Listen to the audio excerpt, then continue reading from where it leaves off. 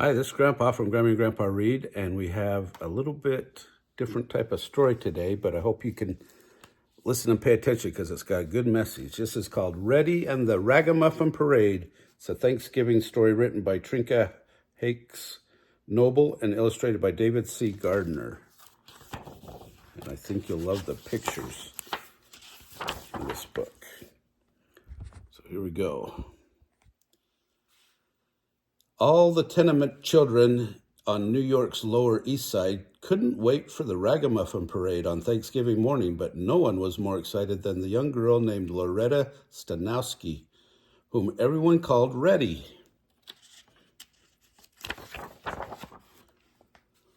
All you had to do was dress up like a beggar in old ragged clothes and parade down Broadway.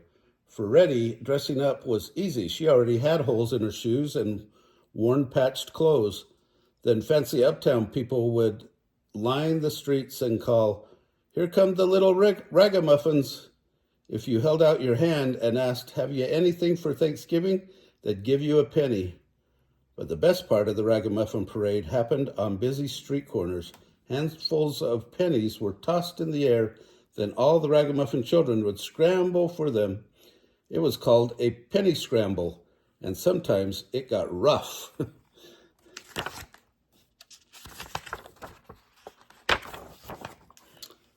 Amelia and little Catalina looked worried. "Rettie, this Thanksgiving, are you going to scramble?" they asked their older sister. This year, Rettie was determined to join in. She wanted to buy something special for their Thanksgiving dinner. "Don't worry," Rettie said as she rocked baby Sebastian. "I'm going to scramble hard and bring home lots of pennies for us."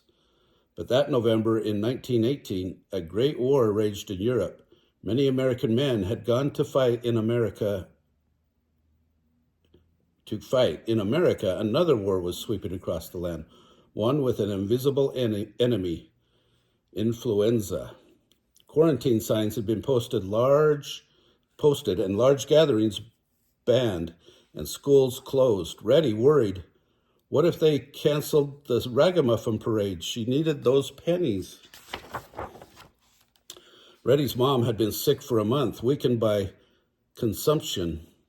So Rettie did all the cleaning, washing, shopping, and cooking. She also washed rags for this rag picker for 2 pennies a bundle.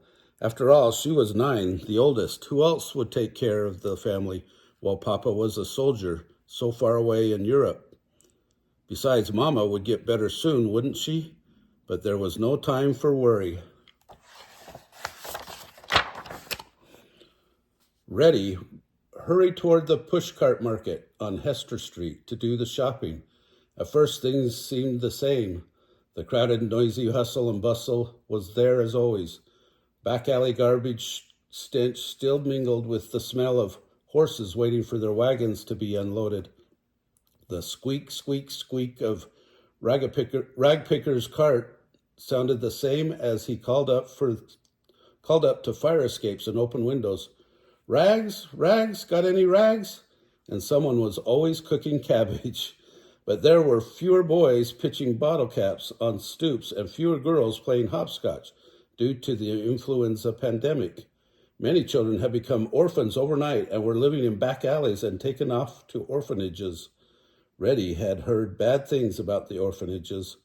She just couldn't let that happen to her little sisters and baby brother.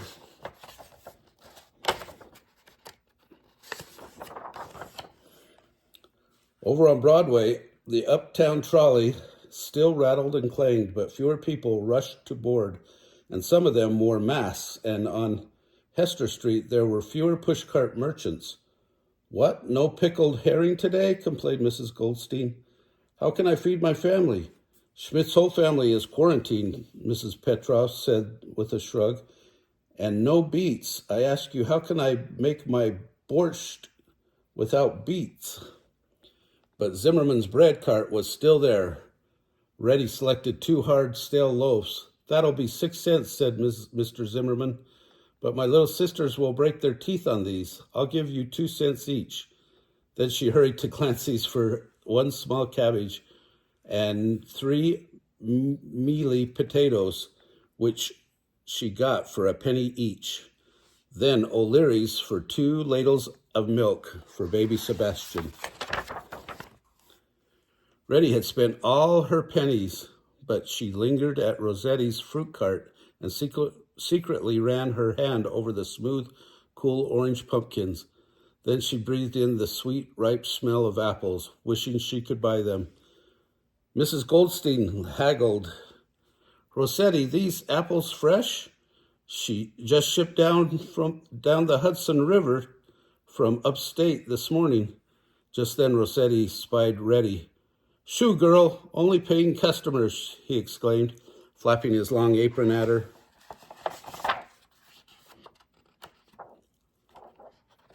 Oh, come on. When Rettie got home, a health service nurse was posting a quarantine sign on Mrs. Klumpenthal's door. "But Nurse Pauline," Mrs. Klumpenthal pleaded, "I manage this building. I must clean the stairs and stoop and empty the ash barrel, or the health department will find me." Nurse Pauline was tall, wearing a uniform, a starched white collar, apron, and cap. Rettie had never seen anyone so tidy. She carried a black bag and spoke with authority. "Ma'am, we must contain the spread of this deadly influenza. No one can leave your apartment." Quickly, Rettie, in addition to in her head, then made an offer. "I'll clean the stairways on all 4 floors each day and the stoop for 25 cents a week." With Nurse Pauline standing right there, Miss Klumpenthal couldn't say no.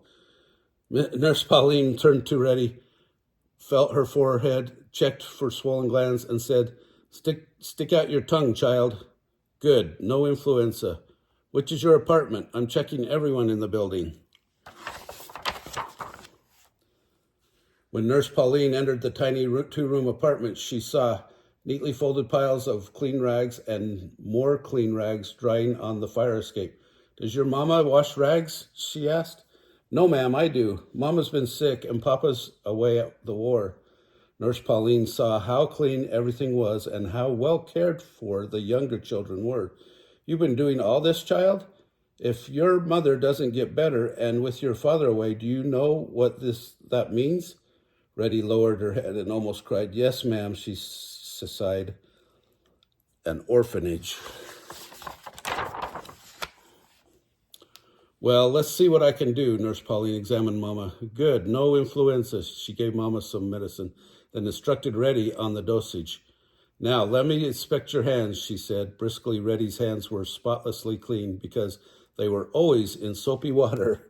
"Now keep these little ones inside, but let in fresh air and sunshine each day," she ordered. "Keep everyone's hands clean, and most important, let your mother rest." Then Nurse Pauline gently touched Rettie's shoulder and spoke softly. "Child, if you follow these instructions, you'd make a fine nurse someday."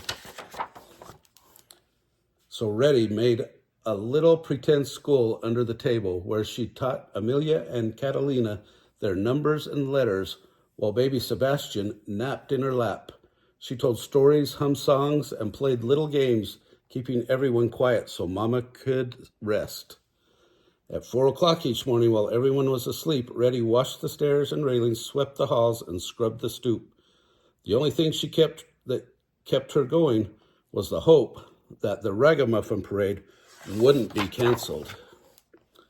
Slowly, with Nurse Pauline's medicine, Mama improved until one day Rettie helped her walk slowly to the window for fresh air.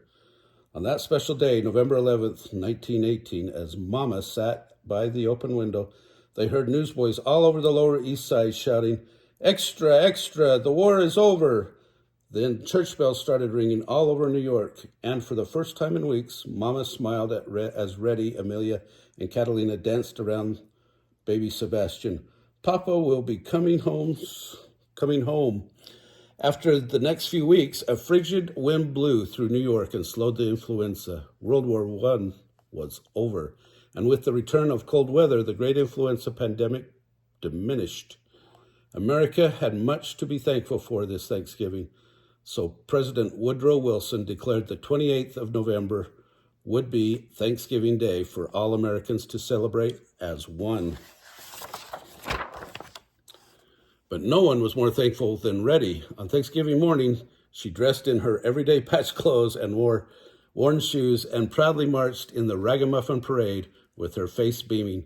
Many people gave her pennies, and on the corner of Broadway and Broome Street, she bravely entered the penny scramble and added a fistful of pennies to her pockets. Then she ran to Hester Street with her pockets jingling. Maybe she could catch Mr. Rossetti. He was just leaving. "Wait, Mr. Rossetti, I need 5 apples. "Only small ones left," he said. 3 cents each, okay? He picked out the 5 apples left as Rettie counted out 15 pennies. "How much for the orange pumpkin?" she asked. "Oh, too much for you," he said, sighing. "A whole 10 cents, Rettie proudly counted out 10 more pennies. She didn't even bargain with him. Then she gathered the apples and pumpkin in her apron and ran home. On that Thanksgiving Day in 1918, there were many grand dinners and celebrations across America, but none was better than the one set in a small 2-room tenement on the Lower East Side. By each bowl of stewed cabbage sat a shiny red apple, and in the center of the table, like the guest of honor, was a small orange pumpkin. And at that moment, there was no world war, no filth and sickness, no hunger and hardship, only a young girl's heart filled with the hope of Thanksgiving. Wow. Those were hard times back then. I hope everyone appreciates what they have now and be thankful for it. If you like this story, smash the like button down below, subscribe to our channel, and watch the playlist for Thanksgiving.